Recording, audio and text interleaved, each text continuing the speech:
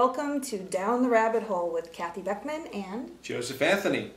Welcome to another fun-filled edition of What's Really Going On, Down the Rabbit Hole. That's right. And remember, no fear, no fear, no fear. Exactly. And this month, or this segment, is going to be really interesting. We'd like to start off with what's going on astrologically and in the Mayan calendar. Astrologically, we have a brand new moon in Virgo taking place on the 28th. And this one is all about our service to others and what we want to create for ourselves in terms of our personal health and our occupation. So this is a great time to put some new plans into effect. And the other thing that's happening also, thank goodness, is that Mercury retrograde is ended. Yay! Yeah. I'm sure this has been a challenging month for many people. I know I've been feeling the energy. I know Kathy has been also. So thank goodness this month is going to be behind us. So, woo. Anyway, what's going on in the Mayan calendar? Well, and as we said the last time, we're still in the fifth night. So welcome to the fifth night. That started on August 18th. That was last week. And that runs through September 4th. And as you know, these Down the Rabbit Holes are always done in 13-day segments that correspond with the Mayan calendar's Trecena, which is their week. So this is going to be for August 25th through September 6th.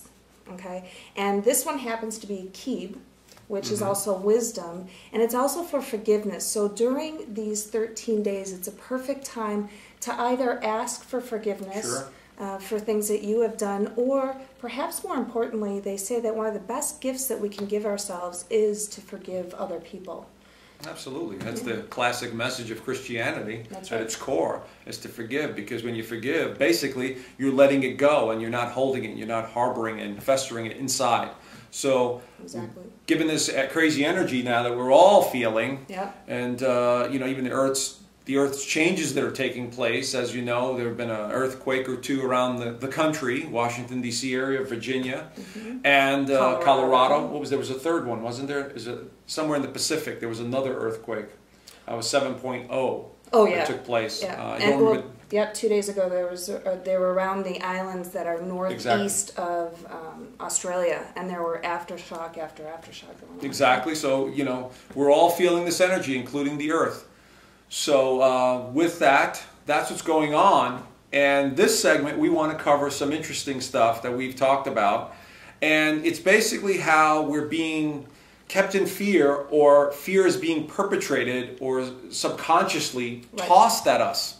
You know, and I've actually picked up a couple of articles here, and Kathy's going to have the links for them, and how this, you know, the powers that be are trying to keep us in this lower frequency. Right. You know? Exactly. And if you're following along with the Mayan calendar, this is the Unity Consciousness, and the whole calendar ends on October 28th, 2011. And it's all the evolution of consciousness. And like Joseph said, the lower vibration is the vibration of fear. We basically have two polar feelings. There's love and there's fear. So if we're going to rise up, if we're going to ascend, that's the literal vibration of love. And actually our planet Earth is raising its vibration. The Schumann Resonance is all about the pulse of the Earth that's quickening. That's it, exactly. But it has to go through a period where we let go of the past. So this is what we're going through, folks. This is what we've been talking about. This is what all the spiritual and psychic teachers of the world know is taking place, that we need to let go of the old thinking and the old ways, and even the Earth needing to change and cleanse its own sort of ionosphere or aura, whatever you want to call it. And you tapped into it. Change. Well, that's we should approach change with perhaps some excitement, you know, of what's coming, rather than the fear. Absolutely. And speaking of fear, let's just cover how they're doing this fear campaign that's taking place. In my hands here, I have 3 articles, one from MyFox Memphis, and it says, experts release ET invasion scenario. Gee, if that's not something that sounds a little frightening. And how about all those movies that are coming out with? We've got a movie that's coming out with Ebola. We've got Battle LA that came out. Battle LA. We've got on the Discovery Channel or the History Channel just last week, and Curiosity came out with an alien invasion. They had Armageddon, what happens after Armageddon, on the Discovery Channel. Exactly. And there's even commercials that are coming out. There's I think it's an Geico? Allstate. Oh, was it Geico? I think it was a Geico. I'm not sure, but you folks check it out. I think it was. There's one for insurance where it's an alien invasion, like War of the Worlds. It's got the same mechanical things like the Tom Cruise. Amazing, folks. Just amazing. Here's another article: Keynes and space aliens. Another one. And by the way, we have all the links for them. Check it out for yourself. It's almost as if they're testing the waters on what they think the public will be sort of, I don't know, favorable to or not favorable to. But all of it is really about fear. Here's another article. I love this one. This is about computers, Windows. And in the article, on the second paragraph, the biggest loser from this new world will surely be Microsoft. New World Order. Actually, excuse me, New World Order. Gee, where have we heard that terminology before? So you could just hear these buzzwords and these articles and these things that the people in charge are trying to keep us in this lower vibrational frequency. Right, and whenever they talk about these alien invasions, I don't hear any of them talking about the positive side of what history truly tells us. You know, Zachariah Sitchin did some really amazing work around the Sumerian tablets. The Sumerians, supposedly the oldest civilization on Earth, tells us a story of ETs that came down that helped us. So if they helped us 450,000 years ago, why would they come back to destroy us? Exactly. Well, according to all the information that we do know, is if they wanted to destroy this planet, they would have done it a long time ago. Okay? So they're clearly not here to destroy the planet. But it's just not the ET invasions. There's other stuff here. I mean, stuff like false flags, earthquakes, unusual weather patterns. HARP. Yeah, I mean, this is totally ridiculous, this stuff. Well, we can speak personally to this. You know, DutchSinse, for those of you that don't know, I'll put a link to his YouTube and blog site as well, but he very often goes through and puts out notifications for HARP rings. And on the first day of the fifth night, which was last Thursday, August 18th, he did put out a notification for Phoenix, and sure enough, we got hit. Same day. Same day. Same day. With a storm. That windstorm. Which was actually perfect for my presentation because sure, absolutely. Because like, look outside. Yeah.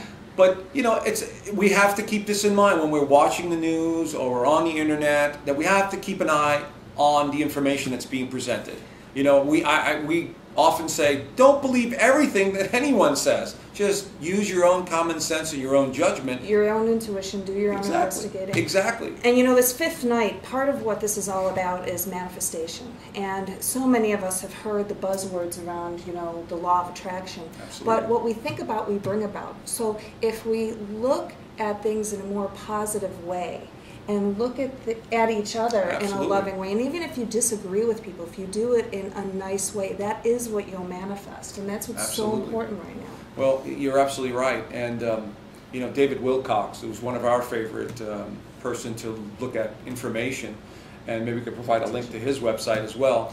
But Divine Cosmos. Exactly. He basically just says this is a golden age. Everything indicates a golden age, not a destructive age, a golden age.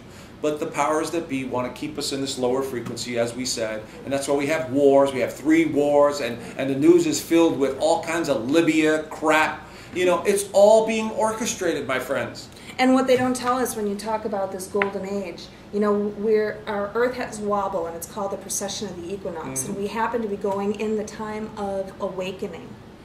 So the Aquarian age, the so-called Aquarian age, which is all about humanity, and really living on this planet as a family, or at least a friendly environment.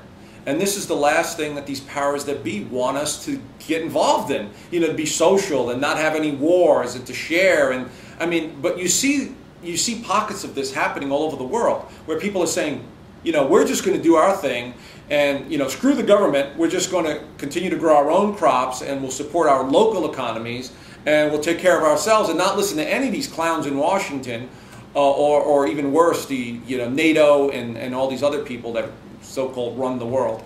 So This is an awakening, and we are going through it right now. We've just gone through a month where we know the energy has been very heavy, and now we're seeing the major changes. But folks, this is nothing new. We've predicted some of this, you know, and it's going to continue. It is a awakening to something greater. The veils are coming down, as I like to say. And we're beginning to see everything for what it really is, that we're highly spiritual beings. Yeah, and there's always a little bit of uneasiness that comes with brand new radical ideas. So there's going to be many people in your lives that are not privy to this type of information. So we all have to be really cognizant of that as well. That absolutely, we need to help other people approach the change positively. And as we've been saying, stay out of the fear mode. Don't go inside and start going, oh my God, I'm not going to be able to make my payments. Oh my God, I'm not. Don't do that, because we're manifesting at a faster rate. This energy that's coming in is like ramped up. And I like to use the analogy of an appliance. If you have an appliance that's been running at 110 for most of its existence, and all of a sudden you plug it into an outlet where it's specifically 125 volts, do you think that appliance is going to start acting a little differently or feeling? Yeah, it's going to feel more energy. And over a period of time, if it doesn't know how to adjust to it, the circuits are going to get overheated. It's going to break down. So that's what's happening to us right now, is that this energy that's coming in is at a higher vibration or a higher frequency. Yep. And if we're not used to it or learning to adjust and adapt, it's going to zap us, and it's going to zap our energy, our perception, our motivation, everything. So don't get trapped in that, you know, that thinking of, oh my God, how am I going to manifest what you want and what you need? That's it. Stay centered, stay calm, and you know what? Stay down the rabbit hole. So until next time, I'm Kathy. I'm Joe. Have a good one. Take care.